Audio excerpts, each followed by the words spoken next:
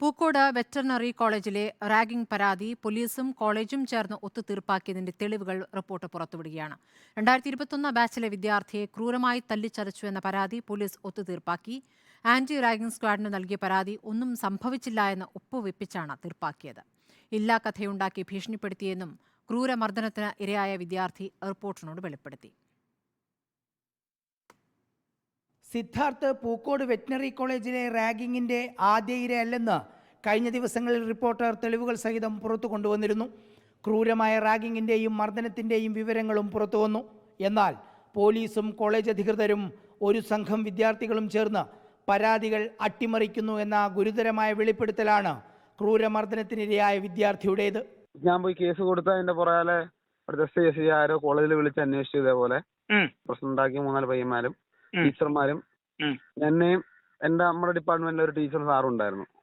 അവരെയും വിളിപ്പിച്ചു. അങ്ങനെ ഇത് കാര്യങ്ങളൊക്കെ സംസാരിച്ച് ചർച്ചയായി. ഞാൻ കൊടുത്ത കേസ് അവിടെ ചെന്ന് നേരെ എനിക്കെതിരെ പിന്നെ തിരിച്ചത് കേസായി. മർദ്ദനം നടന്നുവെന്ന് തെളിവ് സഹിതം പരാതി കിട്ടിയിട്ടും എല്ലാവരെയും വിളിപ്പിച്ച് ഒത്തുതീർപ്പാക്കുകയാണ് പോലീസ് ചെയ്തത്.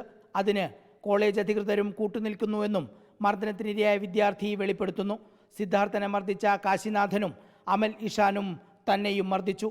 ആന്റി റാഗിംഗ് സ്ക്വാഡിന് കൊടുത്ത പരാതിയിലും ഒന്നും സംഭവിച്ചില്ലെന്ന് വിദ്യാർത്ഥി പറയുന്നു. എല്ലാവരെയും കൂട്ടി ഒപ്പിടിപ്പിച്ച് വാങ്ങി തീർപ്പാക്കിയെന്നുമാണ് വിദ്യാർത്ഥിയുടെ ആരോപണം.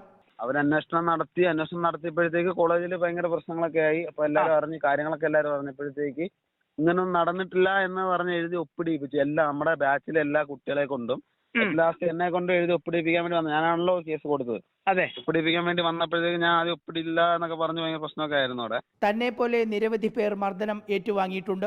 ആരും പരാതി കൊടുക്കാറില്ല. കൊടുത്താൽ പെൺകുട്ടികളോട് അപമര്യാദയായി പെരുമാറിയെന്നും ലഹരി ഉപയോഗിച്ചെന്നും പറഞ്ഞ് നാണം കെടുത്തുമെന്നും വിദ്യാർത്ഥി റിപ്പോർട്ടറിനോട് വെളിപ്പെടുത്തി. ഈ പരാതി നല്ല രീതിയിൽ അന്വേഷിച്ചിരുന്നുവെങ്കിൽ പൂക്കോട് കോളേജിൽ ഇത്രയേറെ സംഭവങ്ങൾ ഉണ്ടാകുമായിരുന്നില്ല. പോലീസും കോളേജ് അധികൃതരും പ്രതികളായ വിദ്യാർത്ഥികളും കൈകോർത്താൽ പിന്നെ ഇരകൾക്ക് എങ്ങനെയാണ് നീതി കിട്ടുക? Reporter TV Prasad, team investigation in reporter, Thiruvananthapuram.